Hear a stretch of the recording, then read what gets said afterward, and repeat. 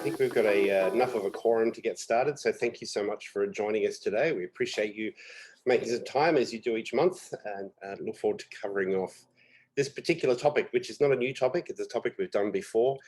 And in fact, this particular topic we've done it in bits and pieces over the last couple of years, but in early 2018, we did this topic essentially the same. And that particular replay on YouTube is up to, I think, 7,200 views. So for us, that's gone viral. I'm not sure about you guys, but certainly for us, that's gone viral. So let's see if we can beat it with this one and improve on that scenario. So let's jump in. As most of you all know, my name is Derek Bell. I'm the Director of Customer Success and Marketing at Marketing Cube, and we'll be hosting the session today. We've got Matt Hemsley, our Marketing Manager, on the line, and also Jason O'Donnell, one of our Account Directors. General housekeeping is, of course, that we record the session, as you know, and replays are available via our blog post. We'll get information to you following the user group each month. We're going to make some changes to that, and if I remember, I'll explain what those changes are. Just essentially trying to reduce the number of emails we send you, but still provide you with the same amount of content. So I'll show you how we might try and achieve that. But let's jump straight in and look at the agenda. And I should say, of course, if you do have questions, please use the Q&A function. Okay, so agenda for today, standard introduction. We'll walk you through a little bit of the attribution and also have something else for you.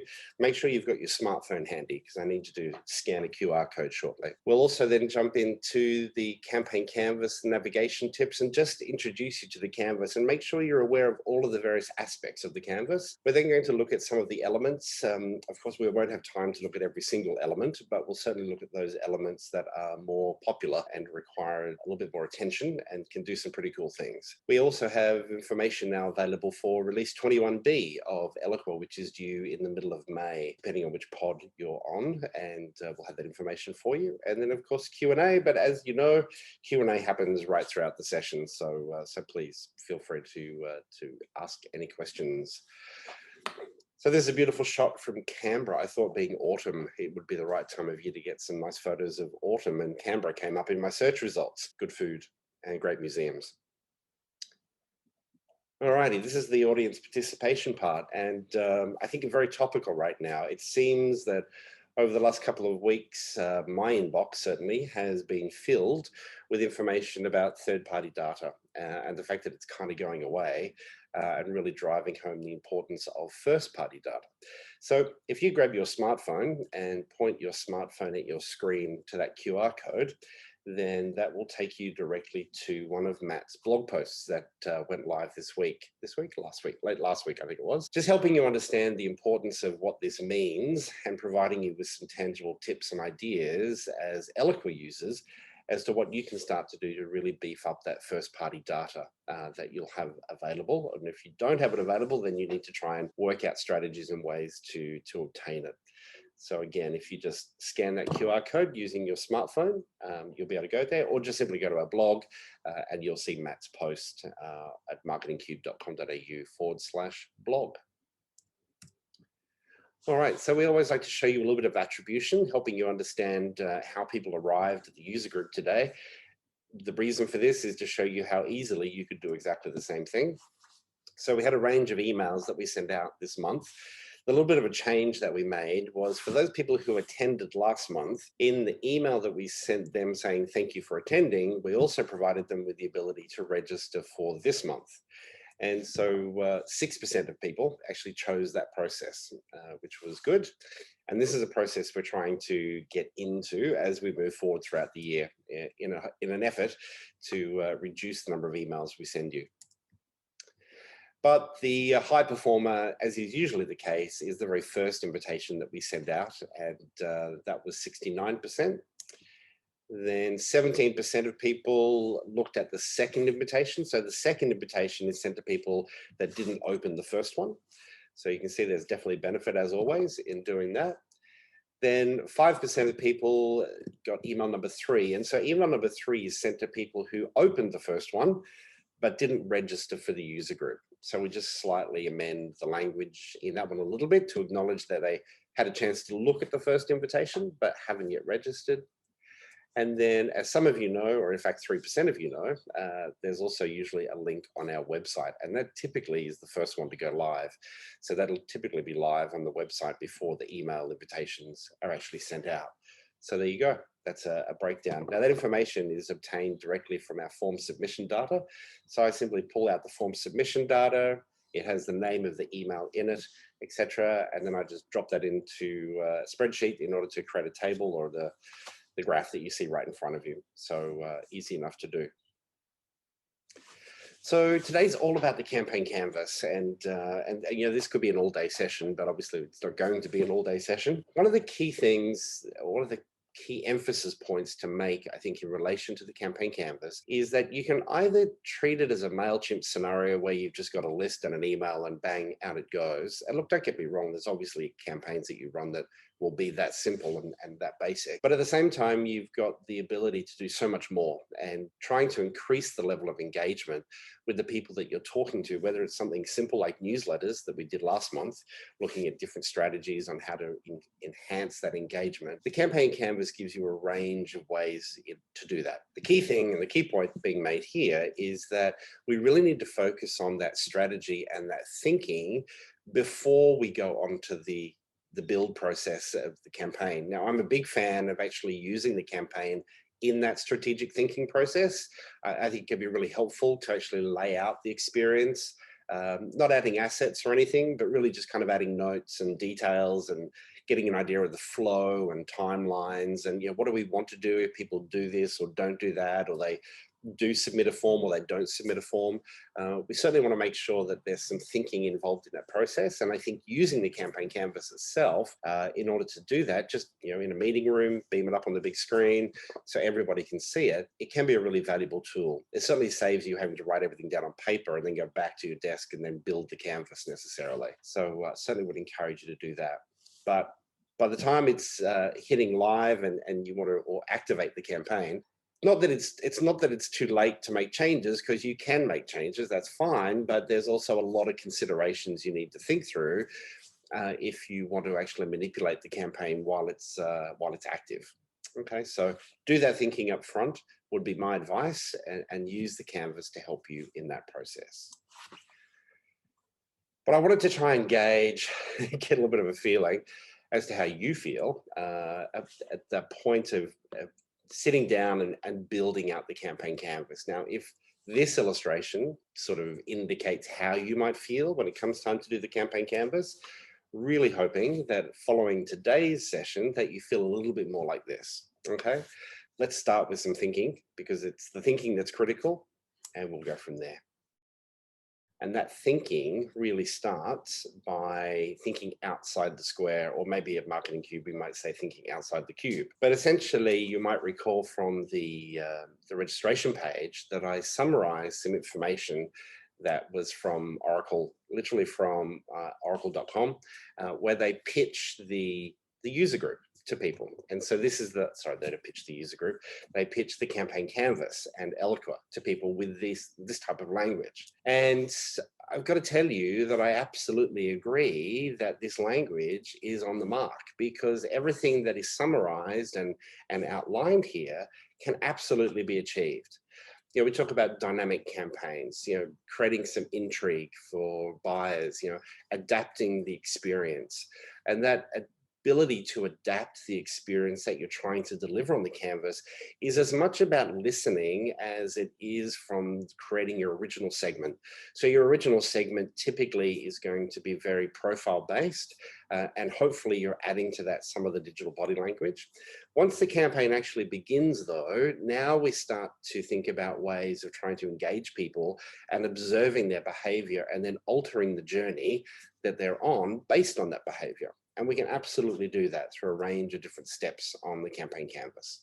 So adaptive campaign orchestration, creating campaigns that adapt, And then deploying campaigns faster. That should also be something that you're experiencing. And if you're not, then we need to take a closer look at trying to understand why that's the case. So a big part of that comes down to thinking about templates, certainly with those more repetitive style of campaigns. You know, things like webinars are a great example, looking at other types of events, in-person events. You may have regular style campaigns that you run. And all of these things really, from a campaign canvas point of view, can be templated. And we'd certainly encourage you to think about using templates to make that a little bit easier.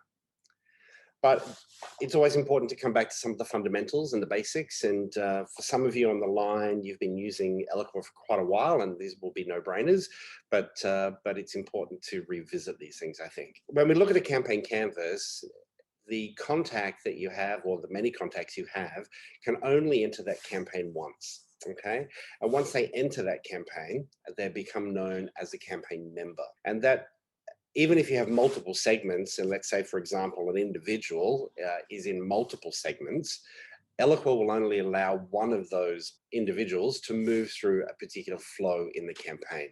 So on a single canvas, you can't have 3 or 4 different segments and have me, for example, in each of those, and expect that I will flow down and get 4 different forms of communication. As for which one I will go down, that's up to Eloqua. Eloqua chooses that using a whole range of mathematical and alphabetical processes of elimination, I believe, in order to work out who actually moves, or which version of me would move through the campaign. So important to remember.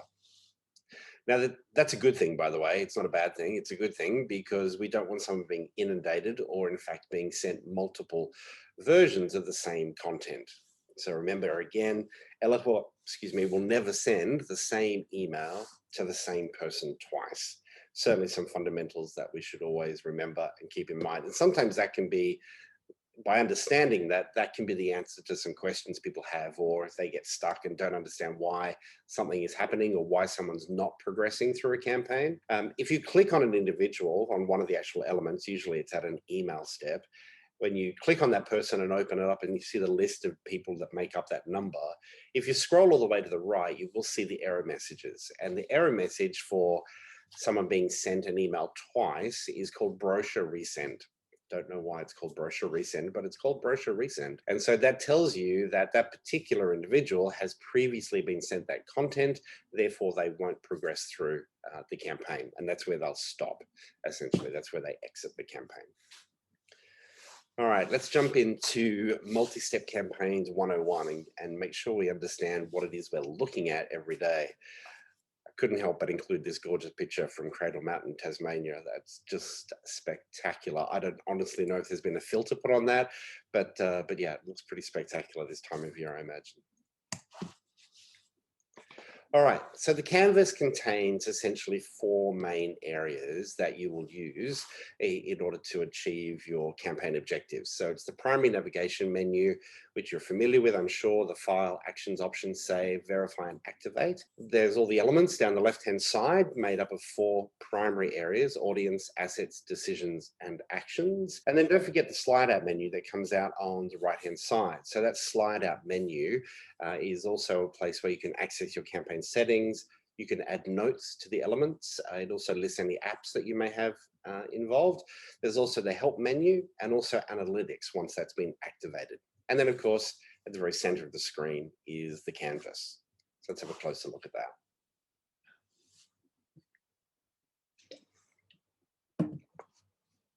Did you like that reveal? I thought that reveal was kind of fun. All right, so top line menu, file, actions, options, save, verify, and activate. These are all the key areas that will help you determine what you're doing. The verify button is helpful sometimes, because if you've made changes, etc., you can hit verify and it essentially will give you a list of things that need to be done. You can also click on the number 9 over here. So this is the same thing, essentially telling you that there are 9 things that need to be rectified before this campaign could actually launch. Then down the left-hand side are all of your elements. So all of these bits and pieces down the left-hand side are known as elements. And it's those elements that you drag out onto the canvas. You can either double click or drag them out onto the canvas. And you've also got the ability to flag them as favorites. You'll notice little star icons. So if I was to minimize that, you would notice that everything disappears and it's just simply those that I have highlighted as a star or in the gold or yellow color there. They appear as my favorites. Now on the on the right-hand side, you've got a range of different functions. Campaign settings, the description can be helpful, especially if you're a geographically dispersed team working on different things. Sometimes a little bit of a description here can be helpful. Typically, what I put in there would be who's the audience and really what's the campaign objective. That's the primary thing that I would add in there. You've got your campaign start and end times. I typically very rarely select immediate. I always choose a date and time, and 99% of the time would also select a custom date for that as well. We'll explore these in a bit more detail shortly. And then, of course, you've got the canvas in the very center of the screen. So depending on the size of your monitor, will depend on the size of your canvas. But it is pretty big. You've got lots of room there to move around and do things. Okay, so essentially, this is where the rubber hits the road, right? So this is where your strategy and your thinking start to come into play as soon as you start playing with the campaign canvas. And while the campaign canvas is where we push things out, as I've said here, it really is also about listening for observed behavior. And so we'll look at how you do that. But I wanted to give you this list of bullet points because I think some of these questions are valuable questions for you to think about before you rush in to build your campaign canvas. Now, the most obvious one at the top of that list, of course, is what is the objective of the campaign? If it's a repetitious campaign, that doesn't devalue the objective in any way. It just means that we should hopefully be looking at constantly refining that objective or refining the campaign based on the objective. It could be a little bit of testing and improving. It could be a little bit of analysis of the past campaigns and looking at the weak spots and trying to identify what's performing better than previously, and always looking at refining and developing as you move through. The other thing is, what is the experience that you need to deliver and what are the outcomes you're seeking? So it's fine to be able to push out a whole range of emails to people, but what is it you're trying to achieve? What's the end goal? What do you actually want those people to do in relation to that campaign? Now, if it's a newsletter, it could be something as simple as opening the newsletter. It could be as simple as opening the newsletter and clicking on the articles, but that will obviously depend on the format of your newsletter, like we talked about last month. So is that a type of newsletter where I can kind of read everything in the email, or is it short snippets with a whole range of hyperlinks that would lead me off to blogs and articles and posts and other things? Have clarity around what it is that you're trying to do and what the outcome is that you're seeking. Now, what do you envisage as the most engaging way to reach your audience? Now, that may come down to the fact that certainly for some people, maybe email's not the specific answer to that question. So that leads on to the next bullet point, which is how many channels are going to be involved in this particular campaign. So is it email plus social, email plus SMS? Could there be printed material? You'll notice at the start of today's webinar that I provided you with a QR code, for example, and that QR code took you to our website, specifically to a blog post. So there could be a whole range of ways that you want to drive traffic, and certainly in Australia, at least, we've become very familiar with scanning QR codes when we go to our favorite restaurants and venues and cafes, etc. Everybody, I can't say everybody, but I would argue, a large proportion of the community understand how to use QR codes and what that's going to do when they scan them. So printed material, don't write it off. Partners, are you working with partners, that is business partners, whether it's, if you're a university, you might have people in different geographical locations looking to drive future students to your organization. You may be in finance and have different folks that are referring business to you, etc. There could be a whole range of different ways that people will enter the campaign. And so we need to think about that and think what that's like so that we can make sure that the campaign itself is able to capture all of that information, and really importantly, also from an attribution point of view, so we understand which of those channels are performing better. And so the canvas can help you achieve all of that. All right, let's jump in and actually have a look at some elements and understand what these various elements are. Again, Mount Buffalo, I thought this was gorgeous. This is Victoria. And I don't imagine it's going to be too long. In fact, I think there's already snow on some of these mountains already. So that's good news for the snow bunnies amongst us. All right, multi-step campaigns. Let's dive in and have a closer look at what's happening. So here's one I created earlier, and I will just zoom in a little bit to make sure that you've got a very clear visual of that. Okay, so let's just recap on some of those main navigation things, because I think sometimes we can come in and use the technology and not even be aware of certain functions that are available. So over here, we've got the ability to do all the new open save, those standard type of things that you would expect to be able to see. Saving as templates, which can be helpful. Save as of a campaign canvas that is heavily populated with content is something that I would strongly discourage you from doing. I'd argue it's a little bit dangerous. It's much, much smarter to start life with a campaign that, like the one you see in front of you right now, where all of the assets are gray, and that's a true template. Okay. The actions menu. The verify, which is simply the same as clicking on the button here, or even potentially clicking on the number 9. And so that number 9 gives you then that list of errors, those things that you need to do in order to launch your campaign. If you have approvals running, that can be activated. Uploading of external activities is only visible once the campaign is activated or has been concluded, I believe. Concluded? No, once it's active. Copying and pasting, all of these various bits and pieces. You can reset your favorites if you like. I've never utilized that feature, but you can reset all of those favorites if you wanted to. Then in the options menu is campaign settings. So it slides out from the right-hand side here. So it's sort of two ways you can get to that.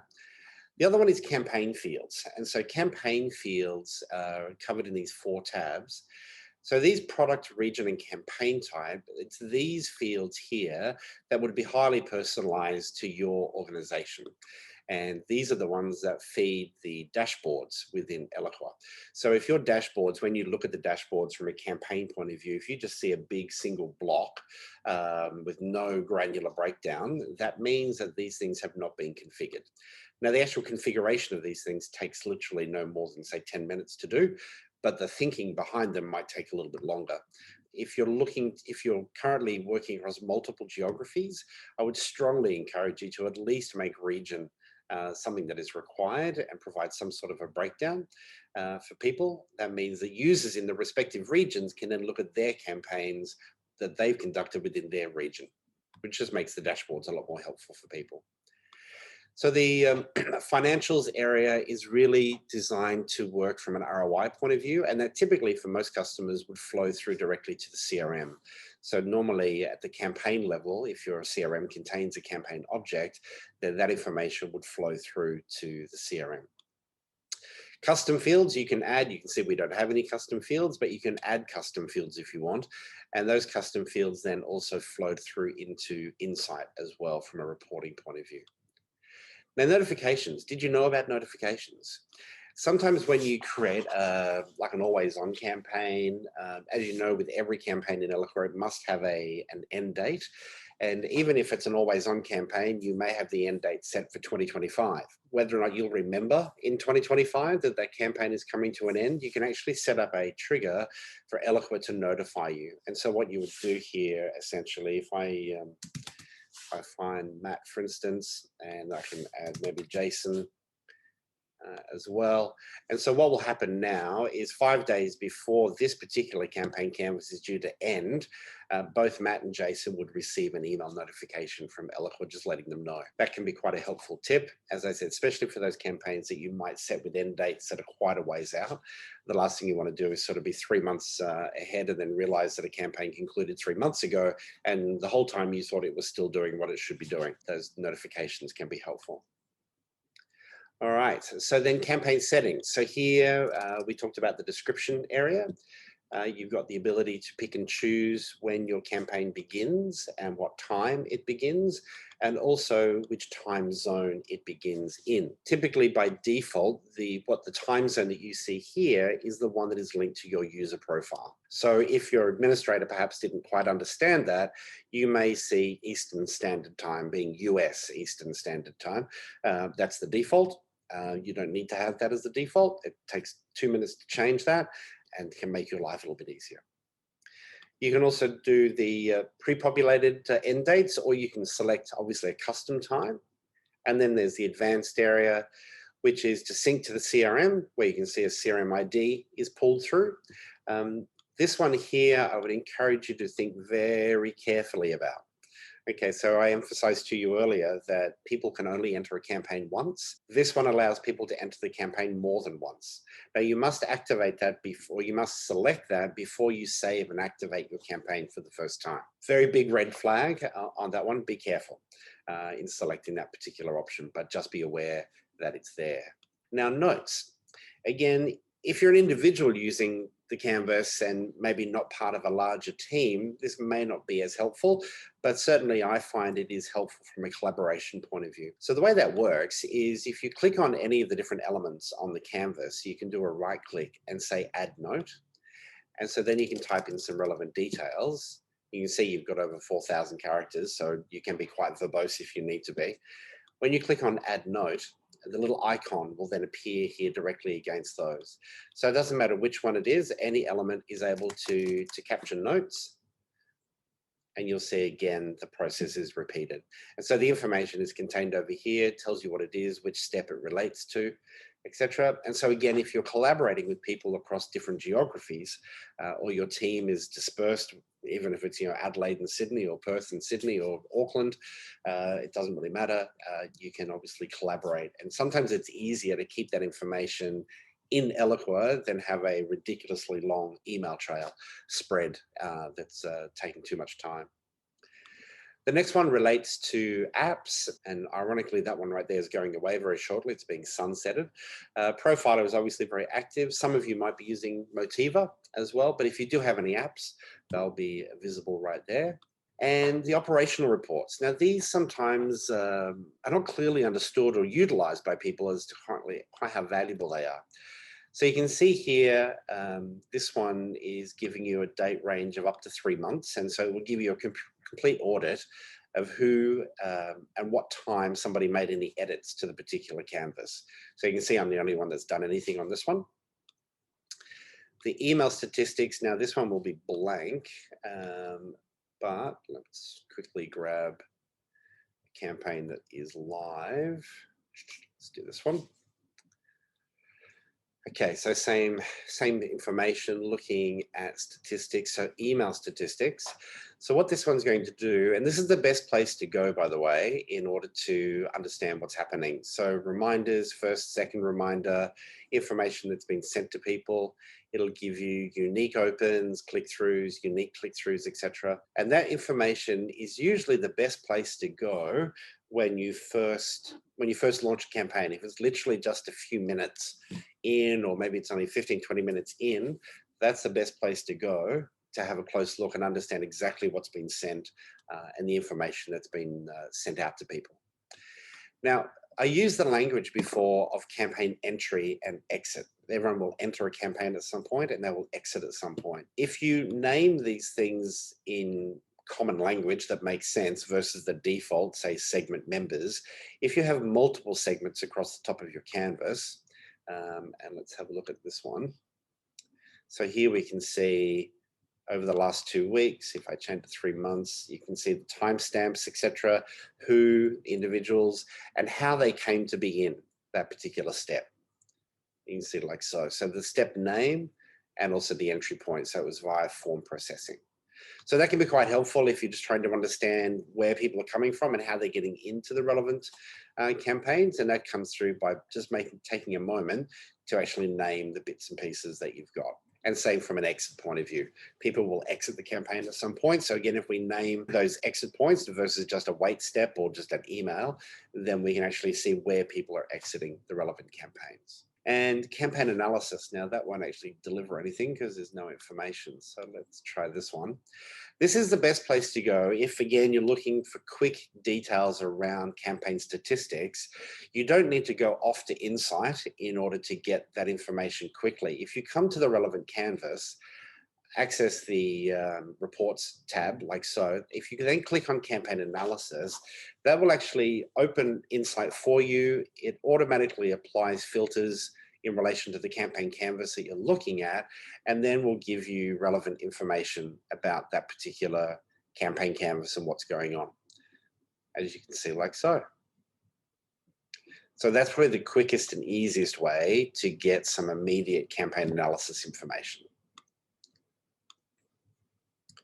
All right, so that covers the bits and pieces around the canvas. Let's jump in and have a look at some of the elements. So you'll notice as we scroll down here, you've got the chevron here that will either show me just my favorites or in fact show me everything that's available. Now, depending if that list is too crazy and gets too long, you can also search as well to find the various bits and pieces that you might be looking for. So key thing to understand about the segment element is the fact that you can utilize it in two ways. You can either add members once when the campaign is first activated, or you can add them regularly until the campaign is deactivated. And we talked about that one in a bit of detail last month in relation to newsletters. So if your newsletter campaign is now having a campaign start and end date of, say, a month, then once a day, you want to check to see if there are any new subscribers, so they can also receive the newsletter within that month period if it's a monthly newsletter. Now, the other thing, some people get a little bit confused and they're not aware that you can actually have multiple segments on any given canvas. Don't feel like you need to try and force everybody into a single segment in order to get them onto the canvas. And this can be quite helpful as well, because if you actually use different segments, that gives you greater granularity when you look at some of the email campaign or the email asset reports in the dashboards. So for instance, you might have, say if it's the user group as an example, we might have members of the user group, we might have non-members of the user group, we might have Marketing Cube staff, so like a seed list. I may have another segment which is Oracle staff, for example. So there's 4 different segments. So by putting them as 4 different segments, all leading into the same email or maybe multiple emails or different emails, I can actually then see a level of granularity in the reporting, which is helpful. Now, your Facebook lead ads feeder and lead gen forms both require you to part with some cash for the good people at Microsoft and also at Facebook. But as long as you're running paid campaigns with those 2 organizations, then you can link that information through into Eloqua as well. Now, what I'm not going to do today is focus on non-standard Eloqua applications. There's SMS, there's Zoom, there's the old LinkedIn SlideShare, there's On24, there's GoToWebinar, SMS, etc. Let's jump down here and have a look at email. So one of the key things I wanted to point out here is the ability for you to consolidate reporting around engagement. Now, when I add that to the canvas, do you notice this little icon that appears? Now, there are many times I look at canvases and these little icons are just sitting there while the campaign is active. Now, that is a lost opportunity. Now, the reason it's a lost opportunity is because by clicking on that, you'll get this pop-up menu and it says, select the associated landing page you'd like to report on. Now, everybody wants to report, right? Okay, so we say add, and then it drags it down. And then you'll notice it also repeats the process, but this time it's actually a form icon that's sitting there. So what it's telling me is that landing page has a form on it. So then what I can do is double click on that icon, and now I add the form to that as well. Now, the reason you want to do that, and so the alarm bell for you should be that you should not see any little icons sitting next to emails. If you do, then you haven't finished the process properly. So the benefit of doing this, by putting this information together, it means that when you look at reporting, and that's not the best example because there's no landing pages. Let's find the 2021. Okay, so the first canvas we send out is the one that drives everybody to the landing pages. and you'll see the icon sitting here. So the other nice thing is, from a visual, it also confirms for me as the user that those 3 emails that you see on screen there all have a hyperlink in them that leads to that landing page, which has that form on it. And so depending on your naming convention, you can also see that the naming convention, the 2021-0427, etc., matches all the way through. But why do I do that? I do that because when I look at the campaign analysis report, what I'd like to be able to see is any landing page behavior that is a part of that whole process. And so you can see here landing page time and landing page or total page views and average landing page time is listed here.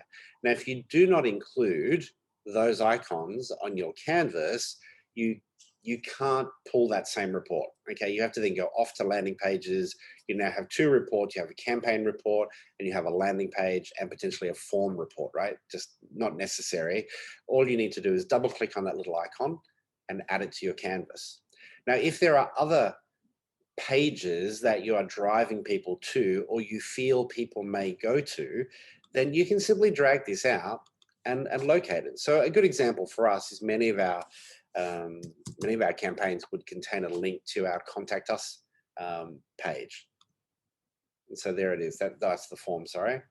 And here's the page. So again, I can just find that relevant page. You can add as many of these as you want to the canvas. There you go. If I save that, it should just link those 2. Okay, there we go. It's linked them for me. And if you've got multiples of the same one, again, that doesn't really matter. It's not a problem. But the fact is now, when I look at reporting for this campaign, all landing page and form behavior will be wrapped up in that, and I'll be able to see that as a single line item on my campaign reports. Okay, question from Cameron Smith. Just to confirm, if a campaign ends before a contact has fully exited the campaign, will they show up in the campaign exit report against the last step in which they're associated? Yes, Cameron, that is my understanding and my observation, correct. Yeah, so yeah, absolutely. So you can imagine if you've got a campaign that delivers 15 emails and your end date is reached and one particular person is only halfway through that particular campaign, then that would become the exit point. And I think you'll find the message next to that person, when you look at the exit report, it'll say removed based on retention policy. And you might think, what the heck is a retention policy? So the retention policy is how long someone's able to be retained in a canvas, is my understanding, essentially. So everybody must exit the campaign at some point, and they'll either do it through the natural flow of things in the campaign, or if they haven't finished the campaign at the end date, then they'll be removed by Eloqua from that particular campaign. So yes, that would be my understanding. That's, as I said, that's what I've observed. So let's look now and get a bit of a better idea about what some of these things mean. So click to email, what do we actually mean by click to email? So what we mean is, have they clicked on anything in that particular email? Okay, it could be the unsubscribe link. It could be, have they, excuse me, have they viewed the email in their browser? Did they actually click on the subscribe now? Okay, any of those things constitute a click. And from a nurturing campaign point of view, quite often what you want in the very early stages of your campaign is to understand just that. What have they clicked on? What have they clicked on? The fact that they have clicked. There's a degree of engagement. If you wanted to get very specific about what people have clicked on, then that's where you would use a shared filter. So you go off to your shared filter component area, create the shared filter, and in that shared filter, you would then be very specific about the type of URLs that people have clicked on. And then you can ask that question directly here on the canvas. The compare contact fields, this canvas is going to get very messy, as you can imagine. Compare contact fields is really quite helpful, because what that enables you to do is actually query information about the individual's profile that you've got stored on the contact once the campaign is in motion. So again, if you think about nurturing campaigns or longer running campaigns, it's possible that at the very beginning of the campaign, you might know 1, 2, or 3 pieces of information. But as they move through that campaign, you could in fact build up that profile information. And so sometimes it becomes helpful if maybe later in the conversation, you might ask the question, what industry is the person in? Or how well do I know that person? So you simply pull up your industry list, and maybe you wanted to focus on education and training. So are they in education and training is the question, like so. And then you can route people accordingly based on that information. Now, if we don't know the answer, well, that's fine. They'll just go down the negative, and so they continue the conversation elsewhere. But that can be quite a helpful process for you to go through. There's exactly the same construct exists for information stored on a custom object. So it's exactly the same as the contact, but we're now referencing information stored on a custom object. So you need to find your custom object, select the relevant field, and then the operator that goes with that. So again, you've got access to custom object information directly here on the canvas. Now, shared lists, there are those of you on the call today, as I scan down that list, who are heavy users of shared lists, like we are heavy users of shared lists at Marketing Cube. The great thing about a shared list is that it can group a range of people based on very specific parameters that you may not have an underlying data point that you could use as reference. So you might have a range of white papers or pieces of thought leadership that you've got available, and you want to be able to group anyone that downloads any of those pieces of information into a single list, in this case, a shared list. And so that's where a shared list can be really, really helpful.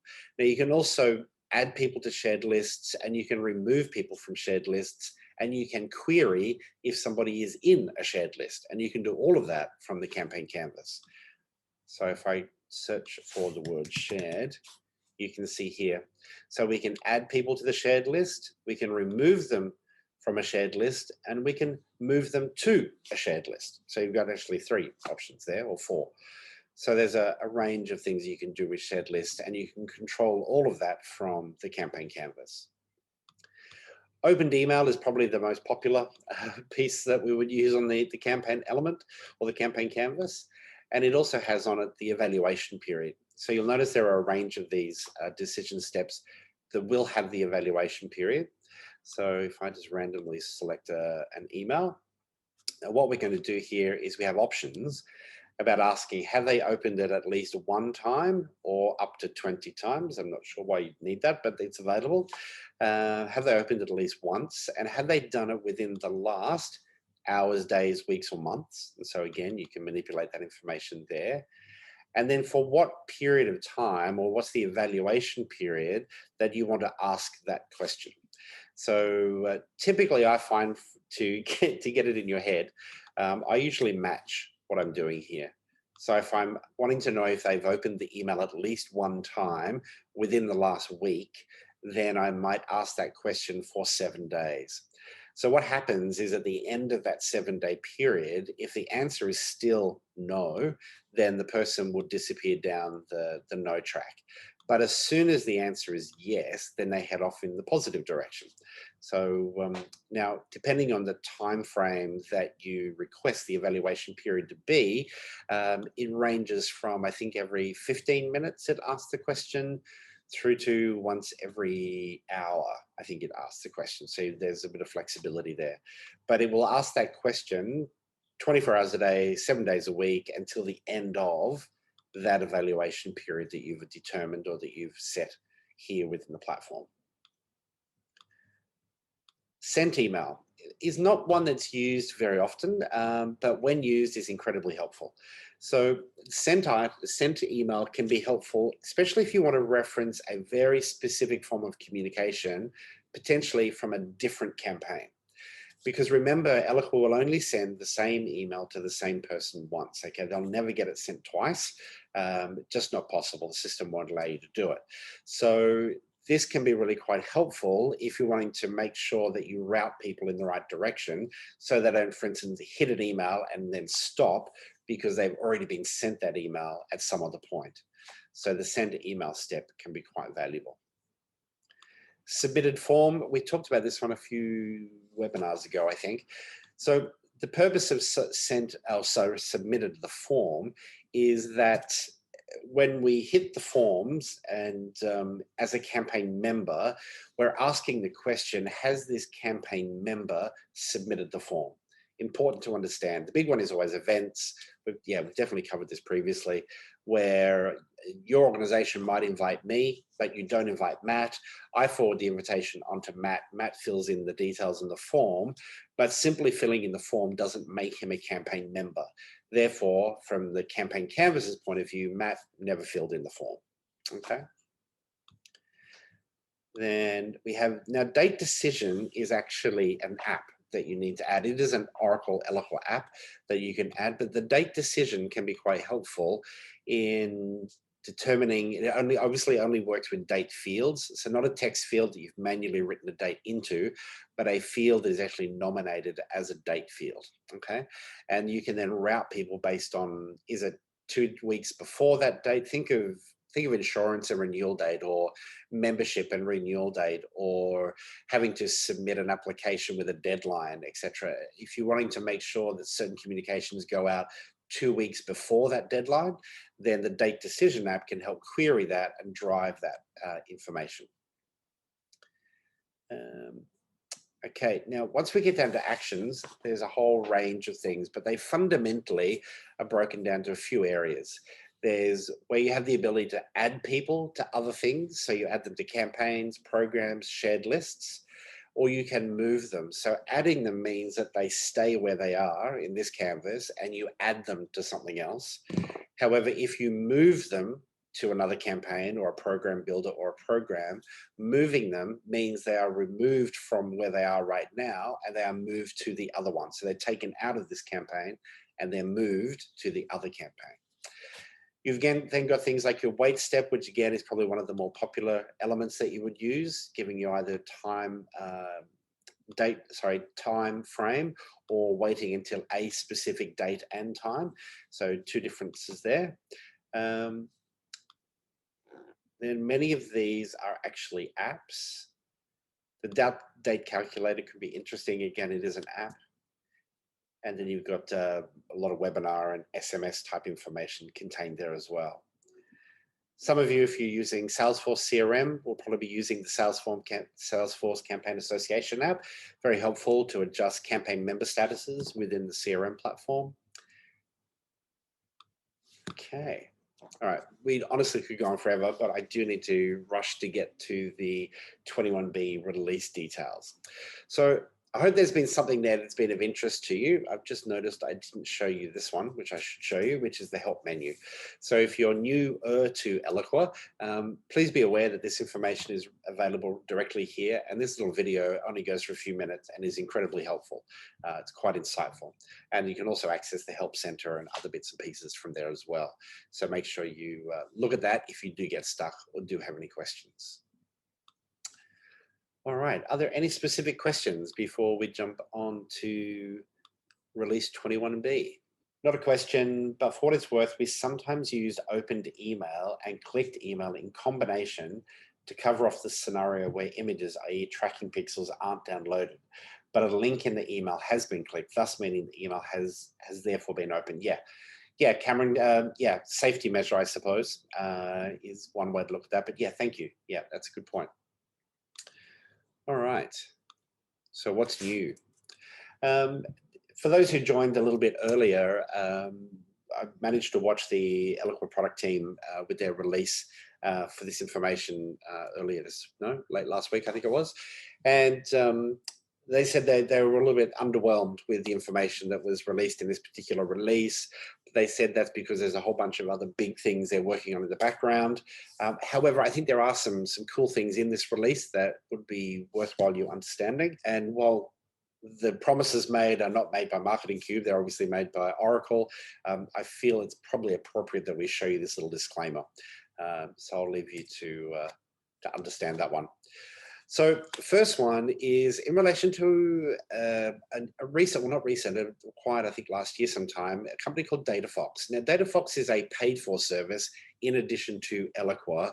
The reason I wanted to raise it with you is just that we do have many clients who would, I think, find value in something like DataFox and what it does.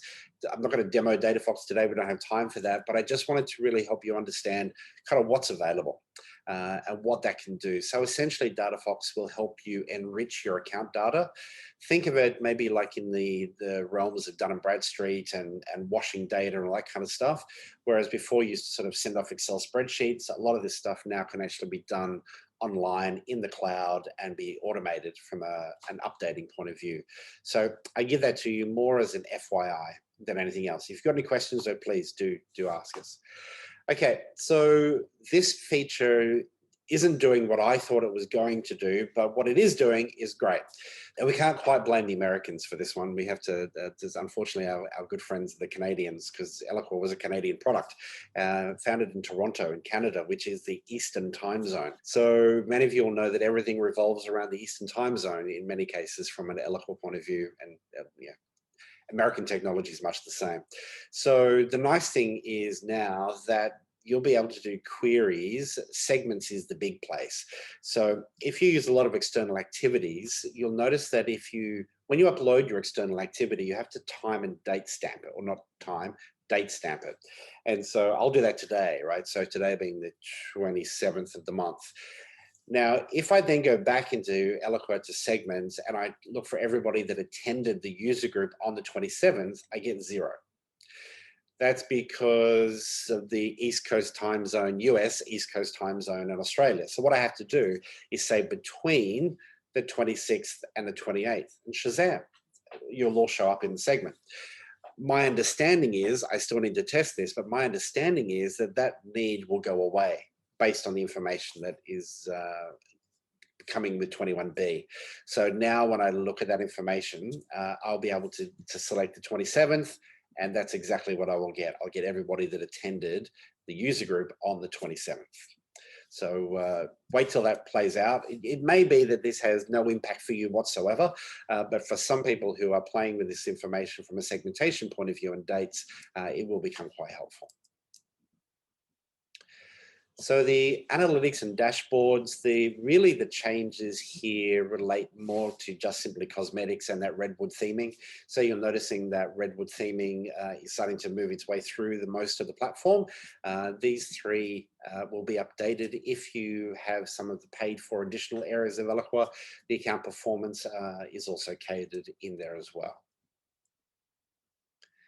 And for those in multiple language areas, I should say too, that Insight is now available apparently in every single language that Eloqua supports. As you know, there are literally hundreds of languages that are available, but Insight wasn't at the same level. It is now apparently, so that's good news. This one could be interesting for some of you. I'm just looking again at who's on the line with us. If you're a manager or a marketer and you have multiple brands that you're managing, then this information could be quite helpful to you. If you do have specific questions about this, please reach out to myself or Adrian or Jason or anyone on the team, and we can help you understand what that means in a little bit more detail. But please understand that it is part of it's controlled availability, and it's also part of the premium branding and configuration exercise. Okay, so it's an additional fee. For some of you, you already have that, you're already running that anyway, etc. So we can help you understand how to take maximum advantage of that. Form spam protection. So this is going to be interesting. We've had beta access to this one for a little while, and there's more coming. Essentially, it's a switch. It's a little toggle that you'll have on each individual form. One of the key things to understand is that it's not on by default, which is important to understand, because especially if the form you're using is being used on an external website, so not on an Eloqua landing page, but on your CMS, for example, there is some coding that will need to be updated in order to accommodate the spam protection function. Again, the support team at Marketing Cube can assist you with that, but keep an eye out for that one. If you're simply putting an Eloqua form onto an Eloqua landing page, go ahead and turn it on. If you are putting the form onto a CMS though, like your website, for example, then please reach out to us. There is plenty of documentation, but please reach out to us and we can help you with that as well. There again, yep, there are a few people using Engage on the call today. This one to me seemed like it might have been missed a little bit. What it enabled, if you were archiving some emails, if one of those archived emails happened to be available in Engage, the Engage users could actually still use it. That's been fixed. So now if an email is archived, it's now no longer available for the Engage user. So peace of mind, it's what you expect would happen. For the administrators on the call today, this one is really quite helpful. I apologize for the really bad little screenshot I'm about to show you, but when you look at license usage now under the admin area of Eloqua, you'll be able to see enabled and disabled users. So what that looks like, as I said, sorry about the crappy screen resolution there, but yeah, enabled and disabled users, so you'll be able to see that breakdown, which will just make life a little bit easier. Most of you are probably using some folder structures and manually moving people around, which is kind of what I do, but there'll be no need to do that anymore. So you'll be able to see that directly from that usage review. And then there's been browser support updates. So as you know, with most technology companies, it's almost impossible for them to keep up to date with the browser providers, but these are the latest Firefox 87 and Chrome version 89. And they are what we call the A-rated browsers or best choice browsers for you to use. So I think I'm using more recent than both of those, and I have no problems, but our environment is maybe not quite as convoluted as some of yours, with different types of security from your IT teams, etc., which are important, obviously. But these will be the two that I would strongly encourage you to look at if you are having any issues or having any challenges navigating the platform. All right. Okay. So Cameron, I just looked down and saw the hooray, and I'm not sure what the hooray was for, but I'll just run with a hooray. That's fantastic. All right. So we're at the end of the session and 3 minutes over. So thank you. Oh, the time zone changes. Yeah, Cameron, I agree. That is definitely a hooray. Yeah, absolutely agree. Well, happy to hang around if you do have any questions. Thank you so much, as always, for making time to be with us today. And we'll get some information to you in the couple of weeks in relation to what's up for next month. Thanks, everybody. You're welcome, and have a great day. Thank you, P-Line. Appreciate the feedback. I love my shirt. Thank you. The shirt was encouragement from last month. People said they loved it, so I had to go and buy a new one. So thanks for the feedback. Have a great day, guys. Bye-bye.